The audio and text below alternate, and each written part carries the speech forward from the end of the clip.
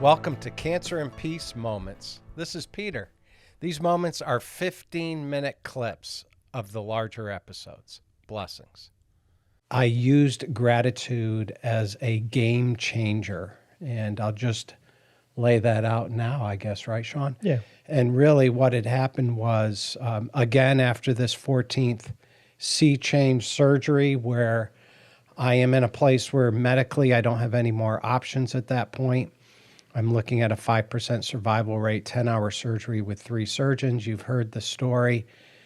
And if you're not sure, just listen to another podcast that we've done where I really outline what happened in that surgery. But the issue is this. I was in a place hooked up to life support in the form of water and nutrition, and was down at the hospital down at Lenox Hill in Manhattan for almost a month. And I had to do the hard work of recovery, not just physical recovery, which if any of you have had abdominal surgery, I mean, this was my third operation where they used the same incision from the pubic bone on up past the belly button. It's about 14 inches. And I had that incision and my system wasn't working. My intestines hadn't opened up. And so I couldn't eat. And so they hooked me up to TPN, which was to get nutrition through a vein, and I was getting water also that way. But I was in a bad state, I would say, Sean, I was in a bad place emotionally and spiritually still. I mean, God was beginning to speak to me, and I was beginning to sort of work out of it, but I still was in a bad place. And I did not want to do the hard work of recovery physically, getting up, moving around, walking. It really is hard, difficult work. And I did not want to do the hard work emotionally and spiritually. I was trying. And so all of a sudden, and I say all of a sudden, but I believe God spoke to me. And the verse that popped up was, for me, in all things, give thanks. In all circumstances, give thanks, for this is God's will for you in Christ Jesus. And I thought, you got to be kidding me. I'm in this, my hospital room, and I'm there for a long time. And I'm like, I have to be thankful in this situation. There's no way I want to be thankful. I didn't have an ounce of gratitude in my soul at that point. But so what I did was I was obedient to that concept of being thankful in all circumstances, not quite understanding it completely. And so I entered into a space of making a gratitude list. And I took out my journal, and I had about 30 items on my gratitude list, anywhere from the family I grew up in to the area I did, and the relationships I had, my marriage, my children, the schooling I had. I've been to Israel 7 times. I mean, I just went through all these wonderful events and things in my life. And when I was processing how grateful I was for those things, my whole outlook changed. My whole situation changed in the sense of, wow, I'm at a point now where I believe I can do my recovery. I can enter into a space of dealing with the tough emotions even more. I'm so thankful for what God has done. So it's that thankfulness, that attitude of gratitude that brought me out of that place that was devastating. Do you want to comment at all on that, Sean? Yeah, I think I want to throw some thoughts out, just thinking about your journey. And for any cancer patient, your body is experiencing trauma. And so when your body experiences trauma, it responds in a few ways. And so you and I have both been involved, and we're going to have a good friend of ours, Nancy, come and talk about trauma. But this is important in this sense. And I had learned some things just listening and connecting and going through some of this trauma training program and experiencing, what did it mean for me personally? And one of the things that was fascinating about the trauma training is that your nervous system they'll teach sits in three kind of basic areas, and that's this parasympathetic state is where you're kind of in normal operating mode, and then when you're in normal operating mode, you function in your nervous system is operating in the environment with expectations. You're not in fear. You're just processing data as it comes your way. But when a traumatic event comes on, generally people move to what we would call a sympathetic state.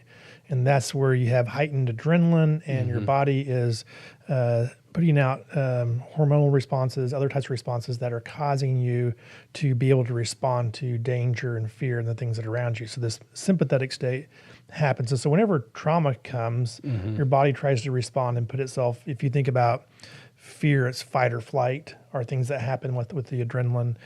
And then something else then off the backside of this, the body has to restore itself. So it moves into freeze or a rest state where it allows itself to rest and regenerate. And it operates on a level of, here are the things that need to operate to function, but the rest of the body needs to be able to rest and to recover a bit. And then eventually you should move back into a sympathetic or parasympathetic state, which is your normal operating mode again. And I put a lot of detail there for the purposes of thinking about that. What struck me a bunch, and I was listening to this the other day, and I was thinking about my own journey, and it was, you cannot experience the feeling of gratitude. I'm not talking about, writing the word of gratitude. You can't experience the feeling of gratitude unless you're in this parasympathetic state. So if you're in fight or flight mode, you can't experience gratitude. And if you're in freeze, you can't experience gratitude. And so one of the reasons why I thought it was, you were talking about you're in a place where, and my guess is that your body was now in this recovery state and probably depression, but it was conserving all of its energy for that recovery journey and the feelings, the darkness and the hopelessness. But all the non-essential things of you were being basically powered down so that your body could focus on recovering in the areas that it needed to for that part of the journey. But as you start working on your emotional state going forward, what would move you back to parasympathetic? And you just described, you wrote a gratitude list out. And I think it's fascinating. I started thinking about it when I was going through this training the first time, and it was think back of a time when you felt grateful. I mean, truly grateful. And the exercise was to think of that experience. Both of you and I both have newer grandchildren in the mix, and that was the thought that came, just the ability to hold, I was thinking back when my first grandchild was born, and the ability to hold this child and just experience the feeling of gratitude, of joy and gratitude, and just the deep raw emotion of that, and to let that flow through. To do that, you're in a parasympathetic state. Your nervous system is experiencing the pleasure and all the excitement of this gift. And gratitude is thinking about the gifts that are there. And so part of the exercise, the reason why I think we called this a tool at the start, is that by writing a gratitude list, you open the door to experience that emotion. And to experience that emotion, your nervous system has to move towards the parasympathetic state, towards a normal operating state. And so that's a lot of detail, and it's somewhat of a newer learning for myself. But as I started looking at my own recovery journey, one of the things we do in CR, in Celebrate Recovery, as our recovery journey, is we practice a gratitude list. And one of the things in step studies is you make a gratitude list. And you go through all these categories of, family and your church and the friends around you. And there's so many areas that you write a gratitude list out. And I have found that whenever you do that, whenever I've done that, it's changed the way I thought about my current situation and circumstances. So it really does open the door to, I'm going to call it a emotionally healthy view of the world. Changes your perspective. What are you thinking? You're looking at me like you're in deep thought. So that's why the first thing that I'm thinking of is I took the same course and I didn't get that far into it. Just shows your intellect, which is really keen and wonderful. But I get it because I did the same, the freeze mode, the sympathetic, parasympathetic kind of exercises. And I think I have not yet categorized this 2015 event in my life completely yet, but I know I was in the freeze mode for Yes. a while in that ICU and processing the information that I had a 5% chance to live.